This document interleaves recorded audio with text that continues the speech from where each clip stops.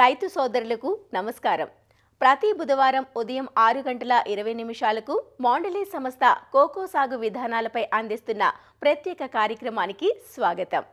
Cocoa వ్యవసాయానికి సంబంధించిన సాంకేతిక సహకారాన్ని రైతులకు అందించడమే కాక కోకో పంటపై పరిశోధన, అభివృద్ధి కార్యక్రమాలను కొనసాగిస్తూ రైతుల మన్ననలు అందుకుంటున్న మాండలీ సంస్థ సామాజిక అభివృద్ధి కోసం చేస్తున్న కృషి అనన్య సామాన్యమనే చెప్పాలి. గ్రామీణ ప్రాంతాల్లో మౌలిక సదుపాయాల కల్పన, మంచినీటి వసతి, విద్య, ఆర్థిక చేయూత వంటి అనేక విస్తరణ కార్యక్రమాలను చేపడుతూ వ్యవసాయదారులకు వెన్నుదన్నుగా ఉంటోంది. ఈ సంస్థ చేస్తున్న కృషిని ఏలూరులోని సంస్థ అసిస్టెంట్ మేనేజర్ ఏ రవీంద్రరావు మాటల్లో తెలుసుకుందాం. మన రాష్ట్రంలో కొబ్బరి, ఆయిల్ పామ్, ఒక్క తోటల్లో అంతర పంటగా సాగు చేస్తున్నటువంటి కోకో పంట మన దేశానికి పరిచయం చేయబడినటువంటి పంట. ఈ కోకోను 1965 సంవత్సరంలో ప్రస్తుతం మోండలీజ్గా పిలువబడే క్యాడ్బరీ సంస్థ మన దేశానికి పరిచయం చేయడం జరిగింది.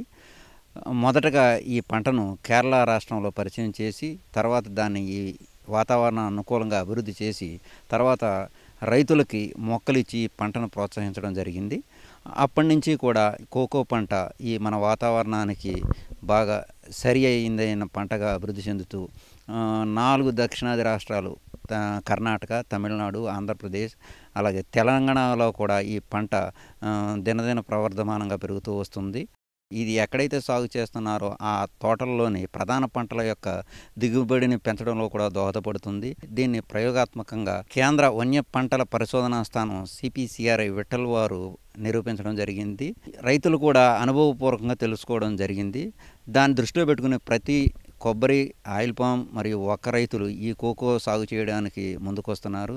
ఈ పంటను పరిచయం చేసిన దగ్గర నుంచి కూడా మోండలీ సంస్థ దీని అభివృద్ధికి ఎంతగానో కృషి చేస్తూ వస్తుంది. పరిశోధనల నిమిత్తం కేరళ అగ్రికల్చర్ యూనివర్సిటీ వారితో సమన్వయంగా ఒక అగ్రిమెంట్ చేసుకుని ఈ పంటను అభివృద్ధి చేయడం జరుగుతుంది.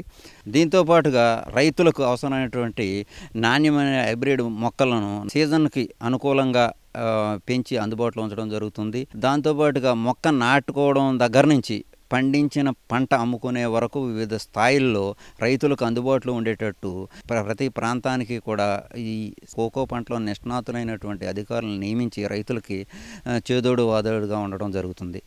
దీంతోపాటు ప్రతి రాష్ట్రంలోనూ ఆ రాష్ట్రం యొక్క ఉద్యాన శాఖతో సమన్వయపరుచుకుంటూ ప్రభుత్వం నుంచి వచ్చే సబ్సిడీలు కానీ ఎటువంటి పథకాలైనా కోకో అభివృద్ధికి సంబంధించిన కార్యక్రమాలని ఈ రైతులకి అందుబాటులో ఉంచి వాళ్ళకి పరిజ్ఞానంలోకి తీసుకొచ్చి ఈ పంటను సాధ్యమైనంత ఎక్కువగా రైతులకు ప్రయోజనం ఇచ్చేటట్టుగా చేయడంలో మోండలీ సంస్థ ముందుంటుంది. కోకోని ప్రధానంగా చాక్లెట్ తయారు చేయడానికి వినియోగిస్తారు. ప్రధాన ముడిసరుకు చూసుకున్నట్లయితే కోకో గింజలే.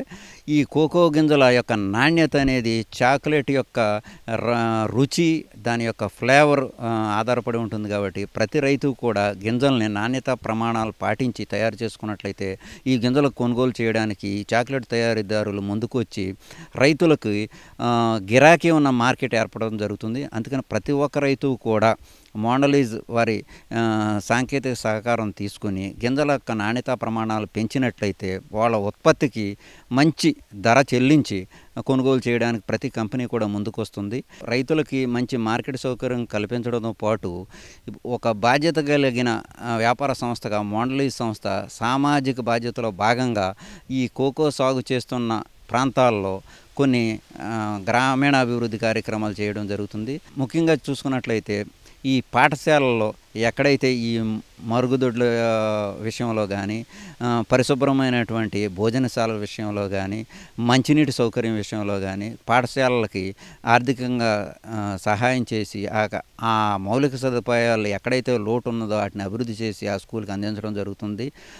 వీటిలో భాగంగా చూసుకున్నట్లయితే రక్షిత మంచినీటి RO ప్లాంట్స్ చూసుకున్నట్లయితే మనం ఒక 7 గ్రామాలకి రక్షిత మంచినీటి వ్యవస్థని మనం అందించడం జరిగింది.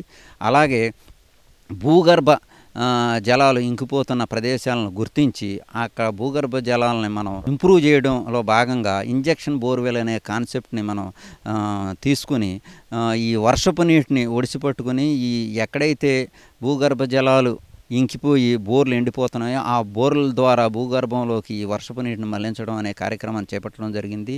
అవి చూసుకున్నట్లయితే మనకి ఇప్పటి వరకు ఒక 16 ఇంజెక్షన్ బోర్వెల్స్ నిర్మించి రైతులకు ఇవ్వడం జరిగింది. అలాగే కొన్ని పాఠశాలల్లో ఈ రక్షిత మంచినీటి ఆర్ఓ యూనిట్స్ అందించడం జరిగింది. అలాగే యాప్రో అనే స్వచ్ఛంద సంస్థ ద్వారా గ్రామంలోని మహిళలకి ఎన్నో మెళకువలు ఆరోగ్యం విషయంలో కానీ, పరిశుభ్రత విషయంలో కానీ, వ్యవసాయ పనులు చేసేటప్పుడు తీసుకున్న రక్షణ విషయంలో కానీ, పురుగు మందుల యాజమాన్యం విషయంలో కానీ, వ్యవసాయ కూలీలకి వివిధ రకాలైన శిక్షణలు అందించడం జరుగుతుంది. ఈ సామాజిక బాధ్యతా కార్యక్రమంలో, అభివృద్ధి కార్యక్రమంలో భాగంగా గత సంవత్సరం నుంచి ఈ బాలికలకి, బాలురికి స్కాలర్షిప్ ఇచ్చే కార్యక్రమాన్ని కూడా చేపట్టడం జరిగింది.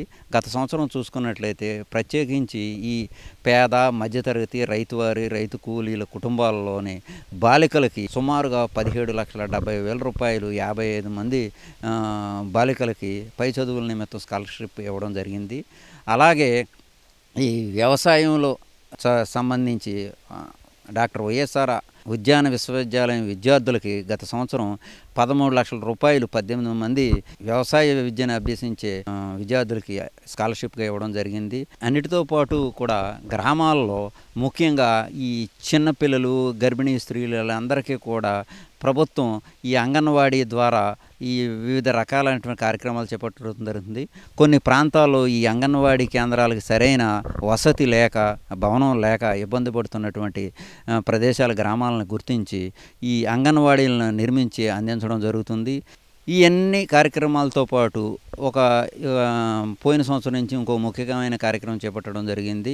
ఇప్పటి వరకు కూడా మనం ఈ కోకో సాగుపై ఈ మండలి సాంకేతిక అధికారులు మంచి యాజమాన్య పద్ధతులు నేర్పించి కోకో పంటను అభివృద్ధి చేస్తూ ముందుకు తీసుకొస్తున్నారు. దాంతోపాటుగా మనకి ఈ కోకో సాగులో కొన్ని నూతనమైనటువంటి పద్ధతులు పాటించే నిమిత్తం కొత్త పద్ధతులు ఎలా పాటించి దాని నుంచి ఎక్కువ ప్రయోజనాలు పొందవచ్చు అనే ఉద్దేశంతో ప్రయోగాత్మకంగా 1000 హెక్టార్లని తీసుకుని దాంట్లో ఈ కొత్త ప్రయోగాలు చేసి దాని యొక్క ఫలితాలను రైతులకు అందించడం జరుగుతుంది. ఈ కార్యక్రమంలో రైతులకి కంపెనీ వారు కొత్త తరం తెగుళ్ళ యాజమాన్య మందులు కానీ, పురుగుల యాజమాన్య మందులు కానీ, సూక్ష్మధాతు పోషక నివారణ మందులు కానీ ఆ 1000 హెక్టార్లలో ఉపయోగించి దాని యొక్క ఫలితాలను నమోదు చేసి మిగతా రైతులకు కూడా దీని యొక్క ఫలితాలు, ప్రయోజనాలను కూడా తెలియజేయడం జరిగింది. ప్రస్తుతం చూసుకున్నట్టయితే మన రాష్ట్రంలో కోకో అనేది ఒక ప్రధాన పంటగా మారిపోయి దీన్ని నాటుకునే రైతులు కానీ, విస్తీర్ణం కానీ, ప్రదేశాలు కానీ పెద్ద ఎత్తున ముందుకెళ్తున్నాయి. కాబట్టి వీళ్ళందరినీ చేరుకోవడం అనేది కొంచెం శ్రమతో కూడుకున్న పని. కాబట్టి కోకో యాజమాన్య పద్ధతులన్నింటినీ కూడా వీడియో రూపంలో చిత్రీకరించి టీవీలో ప్రసారం చేయడం కానీ, ఆ వీడియోలని రైతులు మీటింగులు పెట్టి వ్యాన్ ద్వారా అక్కడికి వెళ్ళి వీడియోలని ప్రదర్శించి రైతులకి మరింత విశదీకరించి మంచి యాజమాన్య పద్ధతులు పాటించే విధంగా ప్రోత్సహించడం జరుగుతుంది. దాంతోపాటుగా ఈ కోకో తోటల యొక్క డేటాను కూడా భద్రపరుచుకొని ఈ రైతుల్ని రాబోయే రోజుల్లో బాగా మంచి నిష్ణాతులు తయారు చేయాలన్న ఉద్దేశంతో ఒక యాప్ని డెవలప్ చేయడం జరిగింది. భవిష్యత్తులో ఈ యాప్ను రైతులకు కూడా అందుబాటు చేసి ఈ కోకోకు సంబంధించిన సమస్త సమాచారాన్ని కంపెనీ ద్వారా సమన్వయం చేసుకునే విధంగా అభివృద్ధి చేసే దిశలో మండలీస్ కార్యక్రమాన్ని చేపట్టడం జరిగింది. వ్యవసాయ, గ్రామీణాభివృద్ధి కోసం మండలి సంస్థ చేపడుతున్న సామాజిక కార్యక్రమాల గురించి తెలుసుకున్నాం కదా.